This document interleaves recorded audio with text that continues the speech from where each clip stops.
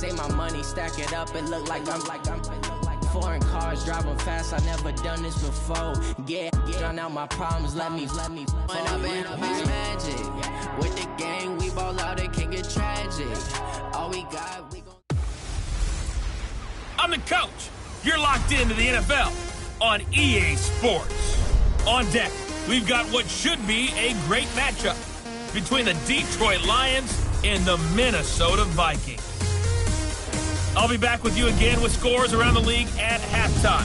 But kickoff right around the corner. And standing by to call the action, here are Brandon Godden and Charles Davis. Coach, a very warm day outside by Minnesota standards, but then again, it is still summer. Either way, the AC is working just fine at U.S. Bank Stadium in the Twin Cities.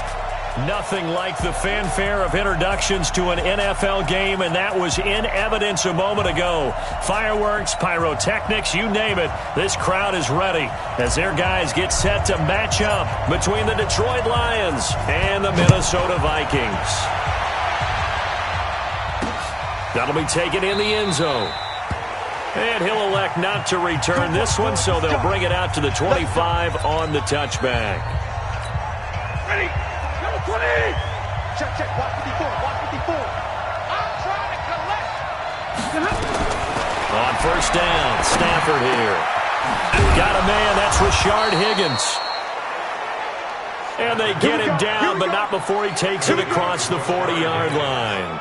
An early statement on the game's first play. 18 yards and a first down.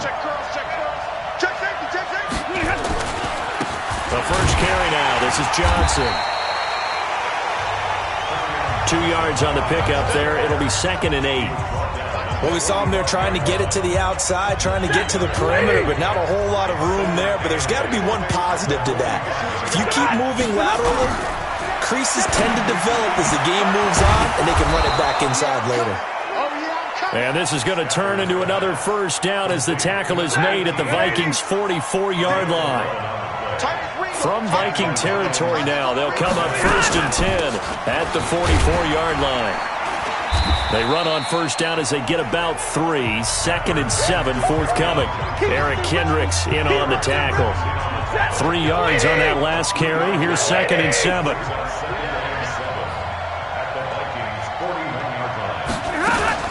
Stafford going to give this one off to Johnson. And he's going to get it down to the 33-yard line here. That one, a first down pickup of 8. And there we see an early burst that makes him one of the leading rushers in the league. Well, I want you to know, I listened to you yesterday when we were watching him. You said write down the word vision for him. It plays some defense. Tackle made by Eric Kendricks. The run only got a yard. Here's 2nd and 9.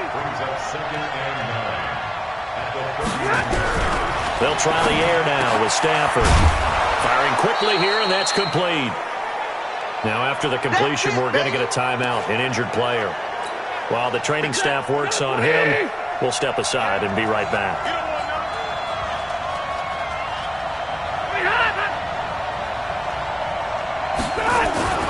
Stafford looking to throw on 3rd and 1.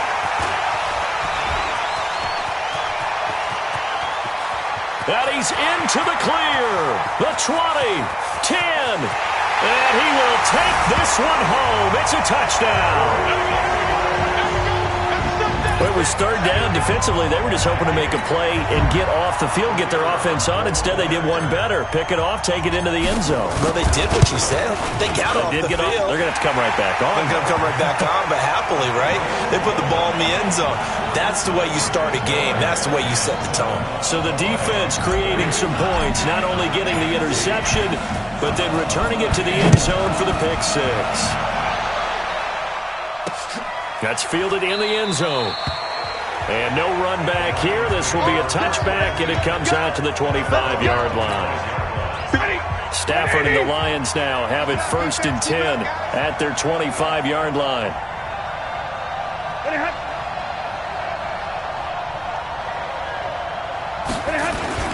And they'll start the drive on the ground with Johnson. And he will lose yardage and be backed up to the 24. It's a loss of a yard there, and now 2nd down. After the loss to start out, here's 2nd and 11. A shotgun snap for Stafford. That'll be taken in there by Kenny Galladay. He'll get a dozen there, and the Lions have a first down. Line of scrimmage, the 37 on 1st and 10. Faking the give to Johnson. Now it's Stafford. Open man is Higgins. And he'll be corralled out across midfield down to the 45. First down for the Lions on a nice pickup of 18 yards. From Viking territory now, they'll come up 1st and 10 at the 45-yard line. On the ground, this is Johnson. 10 yards on the pickup there, and it'll be 2nd down. Now, look, that wasn't a huge gain, but those are the types of carries I think they were missing in their loss last week. They couldn't get him going on the ground. Did you get the same feeling I did during our meetings, that they kind of regretted that he didn't touch the ball? Absolutely. You know, hey, he should have touched him more last week. They weren't going to make that same mistake, and they've taken care of that early. And he'll be brought down at the 27-yard line. That one, a first down pickup of 8. Stafford now, after the pick on the last drive, 3 for 3 to start this drive. It's 1st and 10. Now a first down run is sniffed out from the start as he'll drop him for a loss of 4. It's a loss of 4 there, bringing up 2nd down. After 1, 7-0 on EA Sports. Stafford going to get this one to Johnson. And he'll be brought down inside the 20 at the 19. It's a pickup of 12, and that'll set up a 3rd down.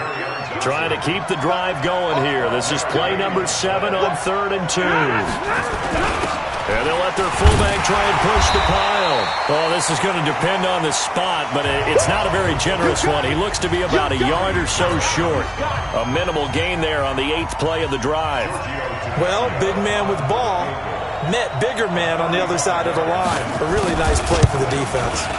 Tavecchio puts this one through, and they are on the board, but still trailing. It's 7-3.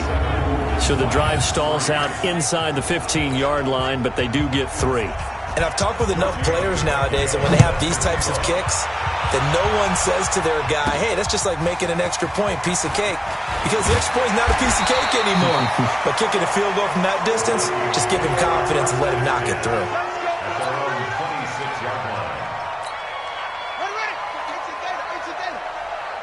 Let's go, D. Tighten up. Now they try the right side here. And he will lose yardage here back at the 23-yard line.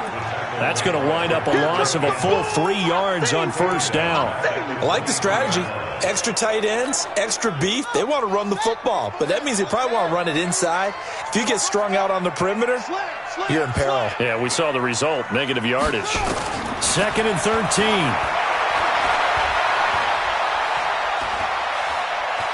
Steps away to his left. And now he'll let this one go deep. Back and got his man complete. And all the way down to the 37. A big play there for Minnesota. And even 40 yards. That was a fantastic job of keeping that play alive. And he had a chance to tuck it. I thought he might. They work on those situations all the time. This is coached, being able to keep your eyes downfield, keep the play alive, and not automatically run with the football. How about that lesson absorbed, and it turned into a big play. 2nd and 5 after the 5-yard completion on 1st down. Now a handoff here to his running back. And he gets stopped up at the 31 after a gain of maybe a yard. They follow up the gain of 5 by only getting 1 there on 2nd down.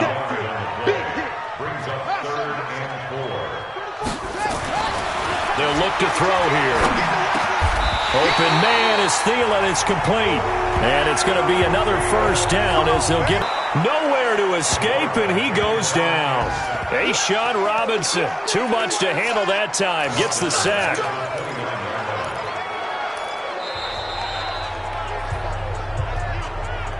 Two minutes to play in this first half. 7-3, our score. That's how we do it.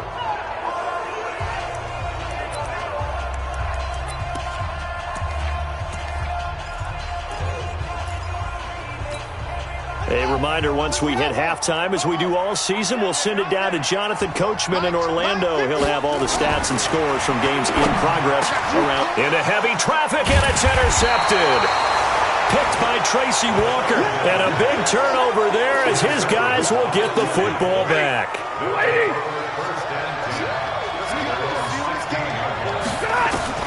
After the interception, here's Stanford. In trouble here, and down he goes. Back at the 8-yard line. Anthony Barr comes rumbling in for the sack.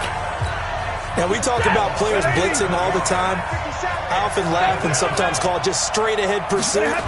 What a running start right back to the backfield for him. Yeah, it really didn't give anybody a chance to get up there and stop it. No, I mean, that's really, really difficult. You're asking a whole lot anyway, but when he gets that kind of a start and comes through clean, oftentimes the advantage definitely goes to the defensive player. An incomplete pass on that last play, and that means they'll need to come up with something here on third down. And he'll lose yardage and be down at the 7-yard line. He lost 2, and it brings up 4th. The Vikings going to signal for the first of their timeouts as they'll head to the sideline and talk over what to do next. He punted 4 times in the loss last week as he gets this one away here. That'll be put in the books as a 53-yard punt. And the Vikings will take over here, 1st and 10. Now the Minnesota offense set to take over again. And there are parts of their last drive they'd like to emulate. And, of course, they'd like to forget the inning, the interception. But they did put together, Charles, a nice sustained drive to get him down the field. Yeah, and unfortunately for them, the only thing that matters is part 2, right? Because once they threw the interception and finished off the drive, that does them no good to go back and say, well, you know, we had a good one going. Finish things off. That's the only way you can get it done. Here's 2nd and 8. Nowhere to escape, and he goes down. Sometimes I watch games and wonder why they use play fakes on certain passing situations because it's not going to fool anyone. I don't know if that was the case here, but the end result was the same. No one fooled. Quarterback was hit.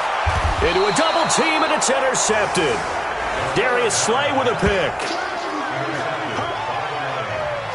Well, I tell you, Brandon, this ball's intercepted, but it is 3rd down. So the silver lining is that since this is so far down the field and there wasn't a big run back associated with it, really this kind of works like a punt. It's not an altogether bad result. Well, indeed, trying to run it out as they start on the ground. And he's not going to go anywhere as they get him down behind the line of scrimmage. The loss of a full 3 yards, and now it's 2nd down. So we've reached halftime here in a 4-point game. Due to time constraints, we move you forward in today's broadcast to the beginning of the 3rd quarter. The Vikings have to like their position. They've got the lead. They get this football as well as we are back and underway for the second half. And he'll get it up to about the 26-yard line just across the 25. Out come the Vikings. They'll have it first on offense as we begin the 3rd. They have the lead. Now they'll be looking for some separation here as we begin the 3rd quarter. I like the way you term that because now I think they go a little bit deeper into their playbook. They like what they did in the first half. That worked okay. But in order to get the separation that you just talked about, change things up a little bit. Change your tendencies. Try and hit them a little bit more with some things they didn't see in the first half. Let's see if they do just that. Now this one to his tight end out on the right side. 12 yards there. 1st down, Vikings. Back-to-back good plays have them on the move on 1st down. They'll set up to throw. It's complete to Diggs. And he gets this inside the 35-yard line. 13 yards as the Vikings pick up the 1st down. From the 34 now, here's 1st and 10. They'll drop the throw. And that will be incomplete. Would have been a big hitter if they had connected. Instead, it's 2nd down. From the 34, they'll come to the line on 2nd and 10. 2nd and 10. And he's going to be intercepted a 3rd time. Picked off by Justin Coleman. And a big turnover there as his guys will get the football back. The Lions offense ready to kick off their next drive. And with the way this offense has played thus far, to be frank, they got to feel pretty grateful to be in the ball game. I would agree with you totally because they've done all nothing offensively in this game. Yet they still find themselves in a position on this drive where a touchdown can give them the lead. They need to take advantage of it. And they're still looking for that first touchdown here in the third quarter. All they have so far, the field goal. Johnson. And they're going to get him behind the line yet again as his nightmare afternoon continues. It's a 4-yard pickup there, and it leaves him with 3rd and 5. From the gun on 3rd down, Stanford dumping it off for Johnson. And he'll be brought down with the first down and a late flag here, too. And he may get a few more tacked on for good measure. So they'll take the yardage and tack on 15 more for the face mask. Talk about a play that absolutely costs you in the end. Just trying to do your job, right? Trying to get him on the ground. Next thing you know, they'll march off another 15 against your squad. Back to throw, Stafford. This pass complete to Higgins. Give him 7 on the play, and that'll make it a 2nd down. Nothing fancy on first down, but a very consistent type of a play. Hit that slant. A lot of people call it an extension of the running game, and it can be if that pass. Under a heavy rush, and down he goes. So one quick, easy analysis about why they've struggled so far. They keep putting themselves in 3rd and long situations. They just took another sack right there. Now the offensive film session tomorrow may be a little longer than it normally is. Not a lot of positive grades will be handed out thus far. Now, meanwhile, a pass that should have been intercepted, but it winds up falling incomplete. So it doesn't look like they're going to be able to build off the turnover. Well, the defense certainly did its part. It got them the football. But you're exactly right. It looks like they're going to have to punt this one away. And it's not a turnover, but doesn't it feel like one after grabbing the momentum with the defensive play? Yeah, and they had all that momentum after getting the football, and now zapped right back in the other direction. And for an offense that is struggling, this is not where you want to start from. Great punt. Fantastic punt. And for all those who wonder, what do punters do during the course of practice each and every day? The best ones do what we just saw there. Work on positioning the football and helping their team. Credit the tackle that time to Deshaun Hand. I don't think any of us were surprised that they decided to start this drive on the ground after the last 2 drives ended in interceptions. Unfortunately, though, not a lot going on that first play. Yeah, I think the anticipation was felt also by the defense. The throw over the middle taken in. And he's dropped just shy of the 25 at the 24. Give him 18 there and give the Vikings a first down. Those are the kinds of plays right there that show you why he's the number 3 man in the NFL in terms of receiving yards. Also tells you there's a full combination of what he's got going in his game. You name it, from route running to catching the football. That's why he's able to produce those types of numbers. And not much there. Maybe a yard up to the 24. Here's 2nd and 9, just a yard on that last run. 2nd and 9 now. Going deep for Diggs. And that's caught inside the 35. And he takes it all the way down to the 32.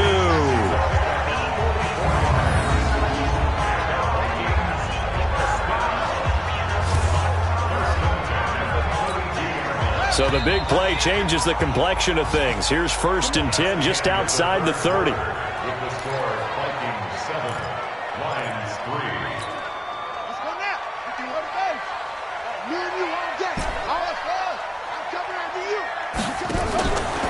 Looking to throw. It's caught. Smith. It's a gain of 16, and the Vikings have the first down as well.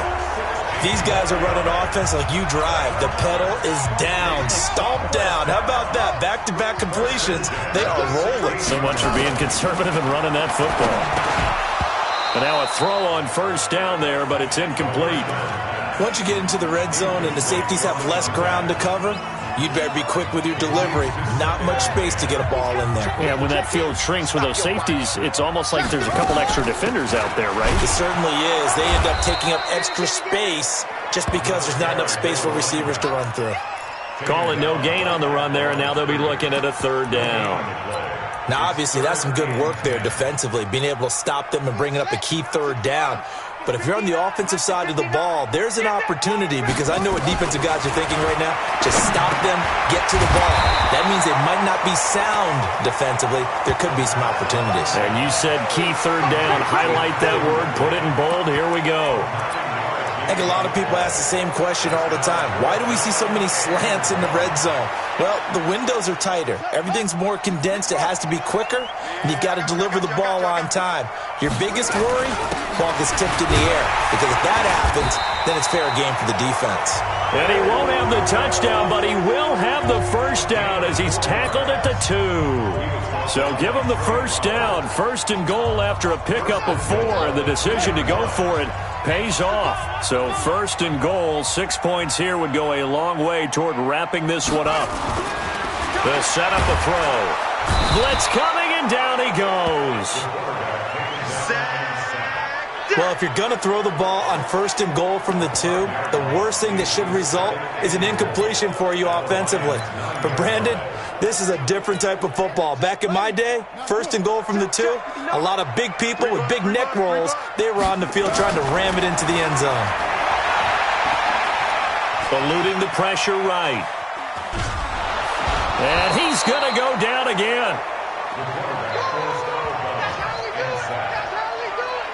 The amount of sacks that they've absorbed in this game is absolutely extraordinary. Let's just face it. This offensive line, flat out, cannot handle this pass rush. It's been demonstrated time and time again. Forced out to his left. That's complete to the receiver, Thielen. They wind up with 6 on the hook up there, but it's not enough. 4th and goal.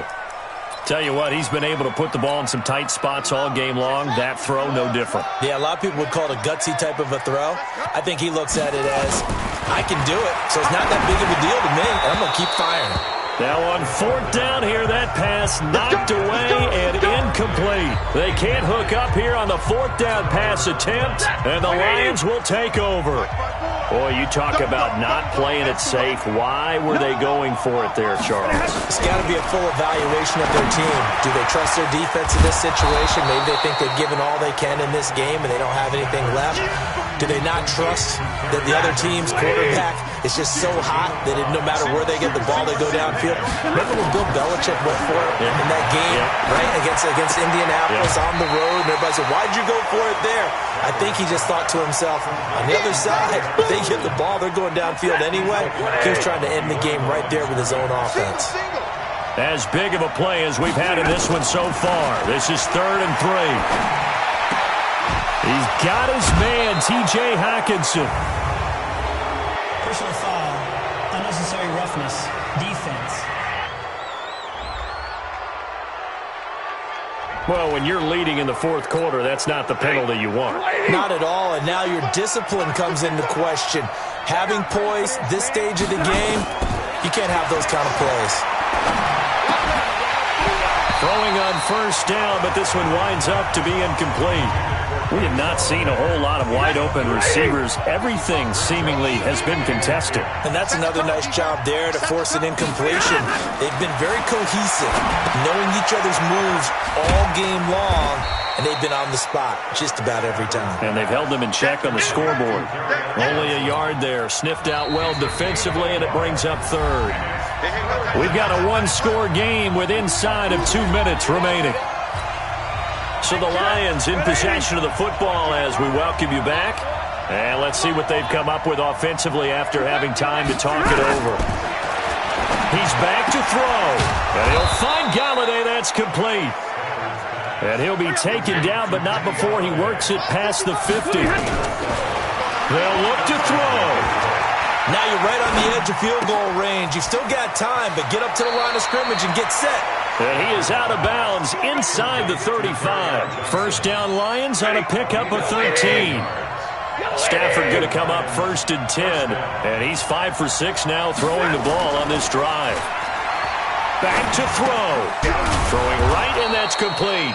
And inside the 20 before he's brought down.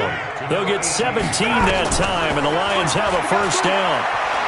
He's been quiet all afternoon. He may have just come up with a play of the day right there, though. Obviously, it's not the volume in which you get done. It's the quality, and that was a quality catch right there.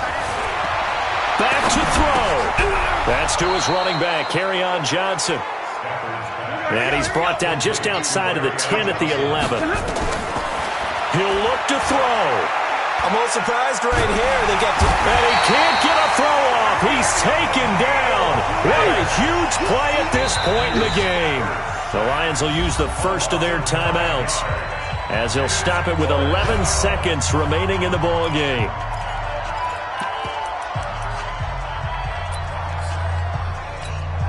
Down 4 late. Got to go for it here on 4th down. They snap it to Stafford. And, a crusher there as it's intercepted. Able to get there and pick it. And a big turnover there as his guys will get the football back. The Minnesota offense about ready to get this next drive underway. And still 2 timeouts defensively, but even if they choose to use those, 3 kneel downs should be enough to get out of here with a victory. And that's exactly what's being stated into the head coach's headset. Oftentimes they have a guy upstairs who monitors this at the end of the game. A little clock management 101. And now with 4 seconds left, we get a timeout call.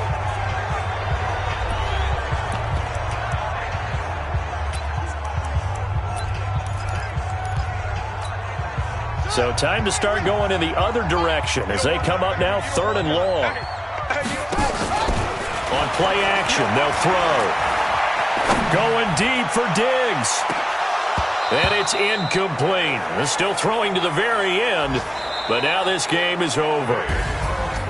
Well, Charles, the old saying, the old cliche, if you will, points at a premium, that certainly applies.